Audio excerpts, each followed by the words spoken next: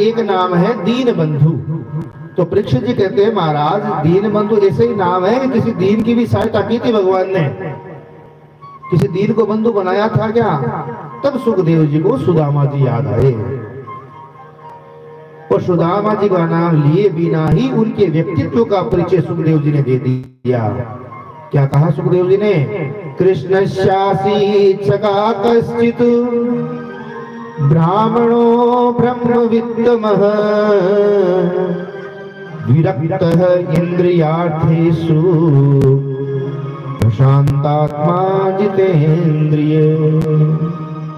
सुदामा जी कौन है? श्री द्वारकानाथ के परम प्रिय सखा है, जाति से ब्राह्मण है। पर ब्राह्मण मात्र कहने से संतोष नहीं हुआ, तो यहाँ सुखदेव जी ने नाम लिया ब्राह्मणों ब्रह्मवित्तमः, विशेषण लगा दिया। देखो विशेषण दिया, क्या विशेषण दिया? एक होता है ब्रह्मवित्त, एक होता है ब्रह्मवित्तर और एक होता है ब्रह्मवित्तमः। तो यहाँ पर तीसरा विशेषण दिया, सबसे बड़ा ब्रह्मवित्तमः। तो सिर्फ ब्रह्मवित्त नहीं कहा, ब्रह्मवित्तमः कहा, तम प्रत्यय लगाया, यानी कि विरक्त इंद्रियार्थेषु, इंद्रियों के विषयों से वो विरक्त थे, इंद्रियों के दास नहीं थे,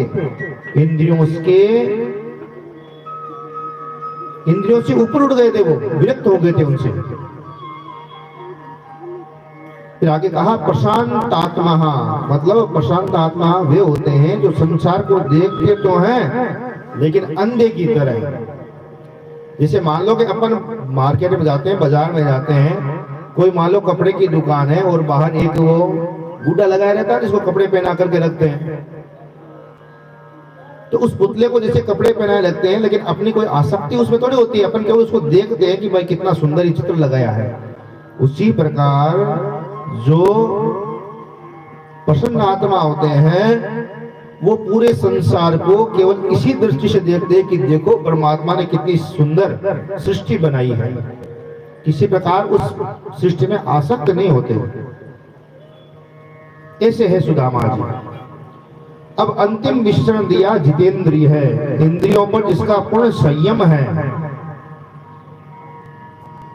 संसार की संपत्ति पर वो आसक्त नहीं होते। घर की स्थिति ऐसी है कि 5 दिन तक चूल्हा ही नहीं जलता, भोजन ही नहीं बनता, फिर भी सुदामा जी पर कोई प्रभाव नहीं पड़ता। सुशीला जी उनकी पत्नी है, बड़ी परेशान रहती है, पर सुदामा जी पर उसका कोई प्रभाव नहीं पड़ता, क्योंकि उनका नाम ही सुदामा, सुदामा यानी सुंदर दाम वाले। बोलो हमारा और आपका दाम सुंदर है क्या? नहीं, लेकिन सुदामा जी का दाम सुंदर है। महाराज कमाने में कष्ट होता है, रखने में कष्ट, उसको सुरक्षा करने में कष्ट होता है, लेकिन सुदामा जी के पास में तो कुछ नहीं है। आय दुखम वही दुखम, दुखम च परिरक्षणे। तो सुंदर दाम क्या है? सुंदर दाम के बारे में बताया कि सुंदर दाम वही है जो मीराबाई ने प्राप्त किया था, मीराबाई ने कमाया था, भगवान का नाम है। इसलिए मीराबाई ने कहा था पायु जी मैंने राम रतन धन पायो, राम के समान रतन कोई नहीं है, वो सुंदर दाम है। तो ऐसा सुंदर दाम है सुदामा जी के पास, ऐसे भगवान के परम भक्त है सुदामा जी महाराज। आज सुशीला ने कहा कि महाराज एक महात्मा जी के मुख से मैंने सुना था कि द्वारकानाथ आपके मित्र हैं, क्या ये सही है? बोले देवी जी बात तो बिल्कुल सही है, तुम्हें कैसे पता, किसने बताया? बोले वो छोड़ो, आप ये बताओ ये बात सत्य है कि नहीं है? बोले सही है, धन्य है प्रभु। अरे महाराज किसी व्यक्ति के कोई नेता मंत्री जानकार हो जाते हैं तो वो पता नहीं कहीं से उनकी पहचान निकाल लेता है पहुंचने के लिए, और महाराज आपके तो द्वारकाधीश परम मित्र है और आज तक आपने अपनी पत्नी को भी नहीं बताया। धन्य हो आप। महाराज आपसे एक निवेदन करते हो, आप अपने लिए नहीं सही मेरे लिए एक बार जाकर के उनके दर्शन करके आ जाओ केवल, और कुछ नहीं। ऐसे महापुरुषों के दर्शन कर से ही दारिद्र्य दूर हो जाता है। मैं आपको ये नहीं कहती कुछ मांग के लाओ, मैं तो ये कह रही हूँ केवल दर्शन करके आ जाओ। बार बार कहा तो बोले भाग्यवान तू कहती तो चला जाऊंगा, पर मन में एक ही भाव है, अयम ही परमो लाभ है उत्तम श्लोक दर्शनम। अरे वर्षों बाद मेरे मित्र का मुझे दर्शन मिलेगा, इससे बड़ा सौभाग्य और क्या होगा मेरे लिए। ब्राह्मणी स्वयं कह रही है लगता है ठाकुर जी मेरे को बुला रहे हैं। लेकिन ब्राह्मणी मेरे को एक बात बता, मैं लेकर के क्या जाऊं, क्योंकि मित्र के यहाँ पर जा रहे हैं तो खाली हाथ तो जाना नहीं चाहिए। सज्जनों, 4 जगह ऐसी होती है जहां पर कभी खाली हाथ नहीं जाना चाहिए। बोले कौन सी? एक तो भगवान के दर पे, मंदिर हो, कथा हो, भगवान का द्वार हो, वहां पर कभी भी खाली हाथ नहीं जाना चाहिए। हाथ में कुछ भी ले जाओ, लेके जाओ। दूसरा, बहन बेटी के घर जाओ तो खाली हाथ में जाओ, कुछ न कुछ लेके जाओ। तीसरा बताया गुरु के पास, आप अपने गुरु के दर पर जा रहे हो, गुरु के पास जा रहे हो तो वहां भी कुछ न कुछ साथ में लेके जाओ। और चौथा कहा वैद्य के पास, मैं डॉक्टर के पास, डॉक्टर के पास जाओ तो भी कुछ न कुछ लेके जाओ। तो सुदामा जी कहते हैं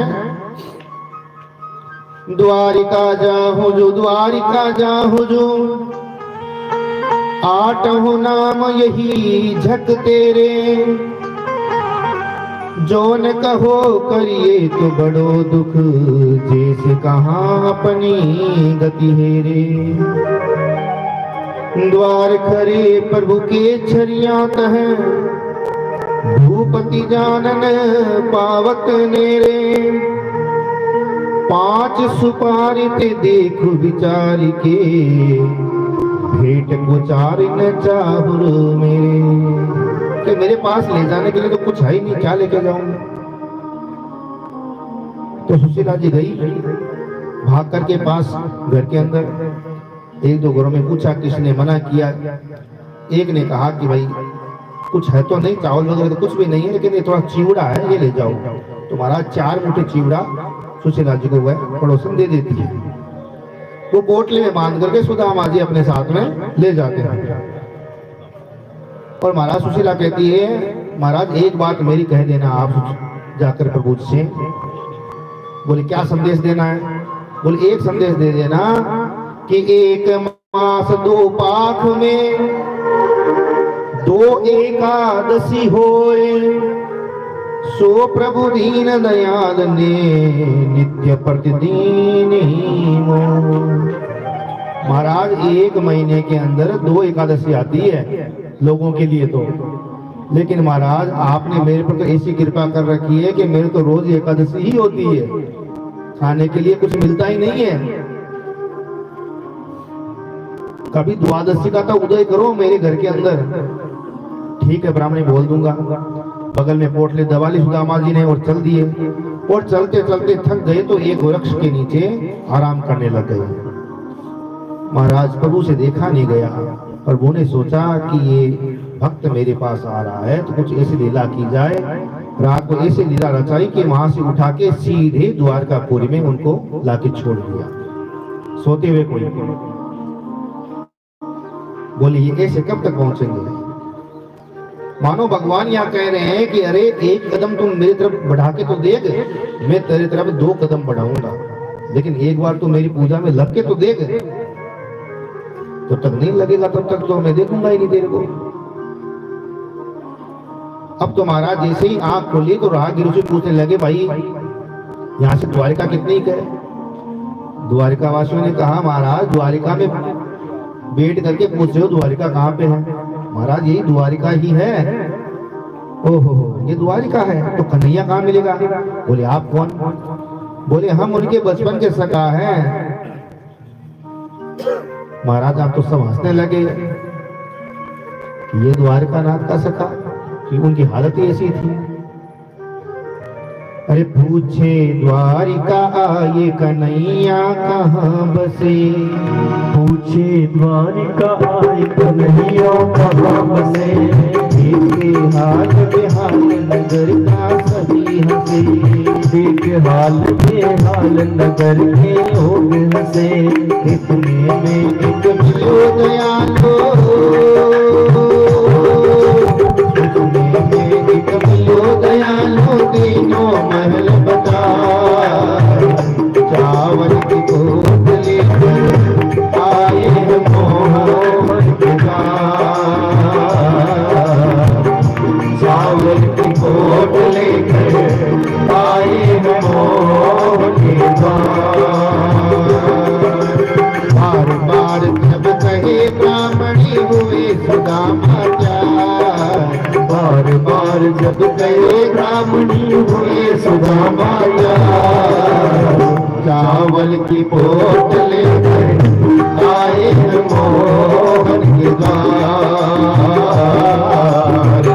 चावल की पोट लेकर आए हैं मोहन के द्वार।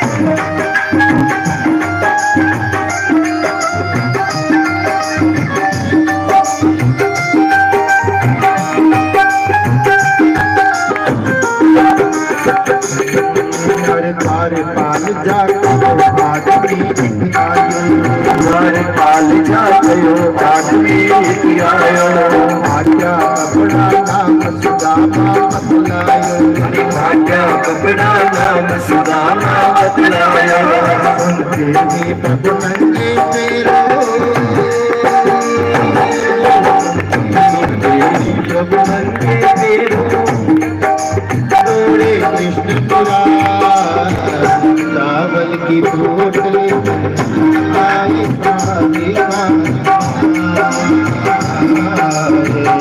चावल की पोट आए मोहन के द्वार। चावल की पोट लेके आए मोहन के द्वार। आगे चलते चलते सुदामा जी रुक्मणी जी के महल में घुस गए। द्वारपाल ने पूछा, महाराज कहाँ से आगमन हुआ? बोले, भैया अपने महाराज से इतना बता दो कि तेरे एक मित्र ब्राह्मण सुदामा मिलने को आए हैं। आप हमारे महाराज के मित्र हो महाराज। ठीक है महाराज, विराजो, भीतर जाकर अभी सूचना दे देते हैं।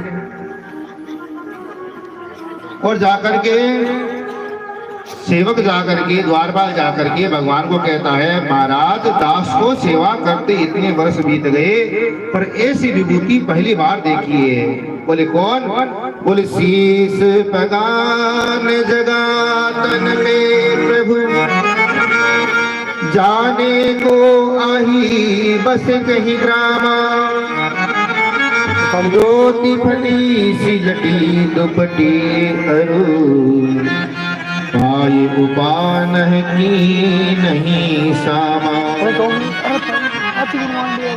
द्वार खड़ो द्विज दुर्बल एक रयो चकिशो वसुधा अभिरामा। पूछत दीन दयाल को धाम बतावत आपनो नाम सुदामा। और महाराज जो सुदामा का नाम कान में पड़ा, द्वारकाधीश सिंहासन से कूद पड़े और भागे। पीताम्बर नीचे गिर गया, पादुका पहनना भूल गए, देह का भान नहीं रहा। सभा में हड़कंप मच गया। अरे ये कौन आ गया जिसका नाम सुनते महाराज ऐसे भागे हैं? और बड़े बड़े महापुरुष आते हैं तो सरकार आदर के साथ हमें भेजते लेने के लिए और आदर से अगवानी करते हैं। तो यह पहली बार देखा कि जिसका नाम सुनकर सरकार स्वयं स्वागत में दौड़ पड़े हैं। द्वारपाल परेशान हैरान हो गए। सुदामा जी द्वार पर खड़े थे, जैसे ही द्वारकाधीश की नजर पड़ी भाग कर लपक लिया सुदामा जी को, गले लगा लिया। बोल दीन बंधु भगवान की जय हो। सुदामा जी के आनंद का ठिकाना नहीं, भगवान कुछ बोल ही नहीं पाए, इतना प्रेम हो पड़ा। हाथ पकड़ करके भवन में ले आए और अपने निज पद पर बैठाए और स्वयं चरणों में उनके चरणों को उठाकर गोदी में रख लिया और रुक्मणी से कहा, जल्दी से पानी लेकर आ। रुक्मणी भागी भीतर भवन में जल लाने के लिए और भगवान ने पीताम्बर उठा करके सुदामा जी के चरणों में लगी धूल को पोंछने लगे। धीरे धीरे तलवों पर हाथ फेरने लगे। पता चला कि अनगिनत कांटे उनके पैरों में चुभे हुए हैं। भगवान एक एक करके कांटा निकालते हैं और कांटे के साथ रक्त भी निकल पड़ता है। ऐसे रक्त रंजित सुदामा जी की चरणों की स्थिति देखकर द्वारकानाथ जी द्रवित हो गए कि जब तक रुक्मिणी जी जल लाती तब तक गोविंद के दोनों युगल नेत्रों से अविरल जलधारा की बहने लगी, मानो गंगा यमुना प्रकट हो गई है। बोल दीन बंधु भगवान की जय हो। ऐसे बेहाल बिमाइन सो पग कंटक जाल लगे पुनि जो है, हाय महादुख पायु सखा तुम, हाय दिन गिदे दिन खोए। देखी सुदामा की दीन दशा, करुणा करके करुणा निधि रोए, पानी परात को हाथ छुयो नहीं, नैनन के जल से पग धोए। प्रीतो विमोचत बिंदु नेत्राघ्रान पुष्करे क्षण। सारा संसार ये दृश्य देखकर स्तब्ध था। रुक्मिणी जी जल लेकर आई पर जल का काम पूर्ण हो चुका था। चरणों तक भगवान ने रुक्मिणी जी को सौंपा और उसे अपने सिर पर सिंचन करते हुए कहते हैं, रुक्मिणी आज मैं पवित्र हो गया, अब इस पावन जल से पूरे आंगन को भी पावन कर दो। और हाथ पकड़ सुदामा जी को अंतपुर के भीतर ले गए, स्नान कराया, नेत्र पहुंचे, उनके नए वस्त्र पहनाए, भोजन पवाया, अपने निज सैया पर ले जाकर विश्राम कराया। और जब लेट गए तो प्रभु स्वयं चरण दबाने लगे। रुक्मिणी जी ने देखा कि मेरे मालिक चरण दबा रहे हैं तो कोई बड़ी विभूति है, मैं भी कुछ सेवा करूं। तो महाराज पंखा लेकर के धीरे धीरे रुक्मिणी जी भी झलने लग गई। सुखदेव जी कहते हैं, परीक्षित दर्शन करो, महालक्ष्मी जिसके लिए पंखा झल रही है और लक्ष्मीपति स्वयं जिनके पैर दबा रहे हैं, संसार में उससे बड़ा महान धनवान और कौन होगा। बोल दीन बंधु भगवान की जय हो। अरे द्वारपालो कन्हैया से कह दो, अरे द्वारपालो कन्हैया से कह दो, दर पे सुदामा करीब आ गया है, दर पे सुदामा करीब आ गया है।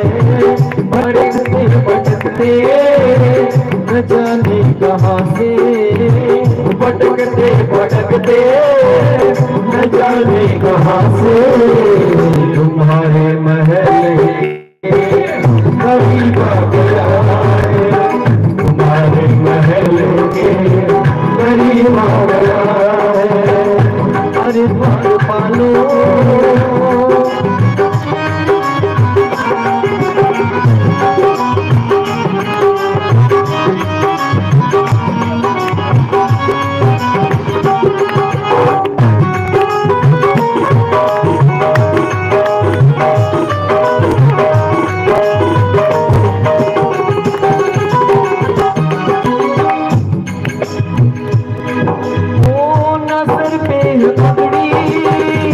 तन पे जामा, बता दो कन्हैया से नाम है सुदामा, बता दो कन्हैया से नाम है सुदामा। नस्ल पे है पगड़ी, तन पे है जामा, बता दो कन्हैया से नाम है सुदामा। नस्ल पे है पगड़ी, नस्ल पे है जामा, बता दो कन्हैया से नाम है सुदामा, बता दो कन्हैया से नाम है सुदामा। एक ही बार मोहन से जा करके कह दो, एक ही बार मोहन से जा करके कह दो, मिलने से नसीब आ गया है, मिलने से नसीब आ गया है। अरे द्वारपालो कन्हैया से कह दो, अरे द्वारपालो कन्हैया से कह दो, दर पे सुदामा करीब आ गया है, भाग गया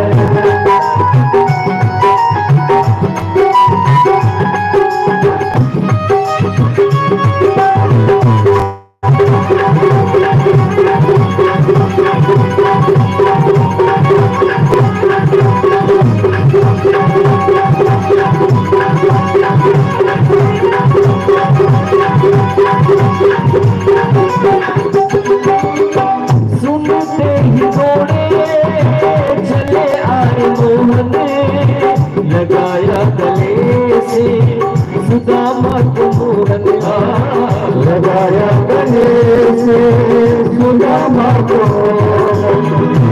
सुनते ही गोरे चले आए मोहन लगाया गले से सुदामा को मोहन ये सुनते ही गोरे चले आए मोहन लगाया गले से सुदामा को मोहन लगाया गले से सुदामा को हुआ रुक्मणी को बहुत ही अचंभा हुआ रुक्मणी को बहुत ही अचंभा मेहमान अजीबा गया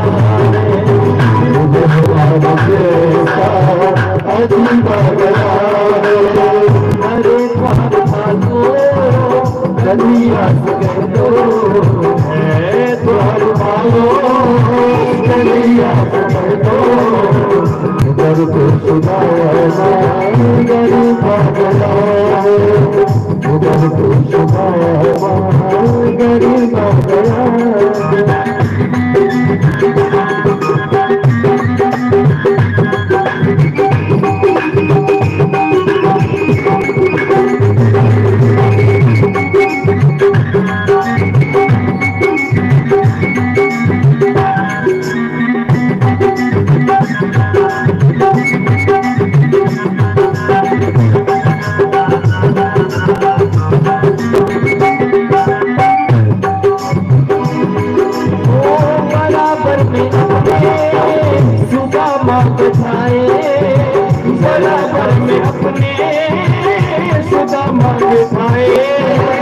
चरण आंसुओं से श्याम ने बुलाए चरण आंसुओं से श्याम ने बुलाए बराबर में अपने सुदामा बैठाए चरण आंसुओं से श्याम ने बुलाए बराबर में अपने सुदामा बैठाए चरण आंसुओं से सामने बुलाए चरण आंसुओं से सामने बुलाए न घबराओ प्यारे जरा तुम सुदामा न घबराओ प्यारे जरा तुम सुदामा खुशी का समा कभी बात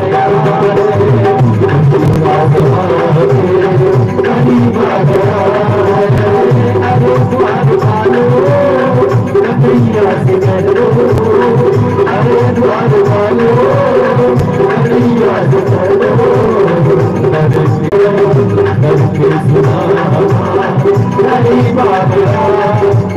माना कन्हैया हम सुदामा नहीं है माना कन्हैया हम सुदामा नहीं है मगर हाल मेरा सुदामा ही जैसा मगर हाल मेरा सुदामा ही जैसा माना कन्हैया हम सुदामा नहीं है मगर हाल मेरा सुदामा ही जैसा माना कि हमने चने नहीं चुराए माना कि हमने चने नहीं चुराए माना कि हमने चावल नहीं खाए माना कि हमने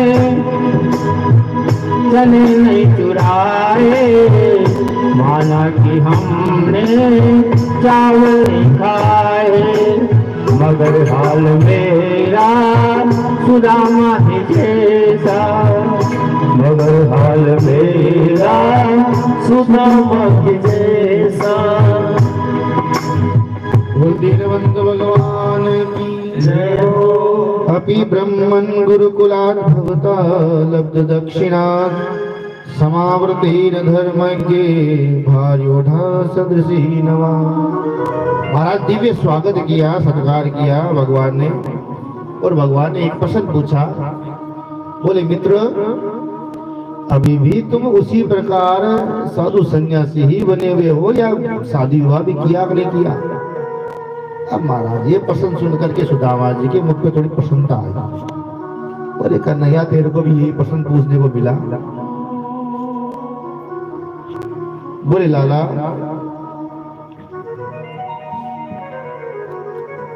विवाह भी हो गया है, तेरी भाभी का नाम सुशीला है, और ब्राह्मणी का जैसा नाम वैसे ही गुण है, और भैया बड़ी आनंद से जीवन की गाड़ी चल रही है।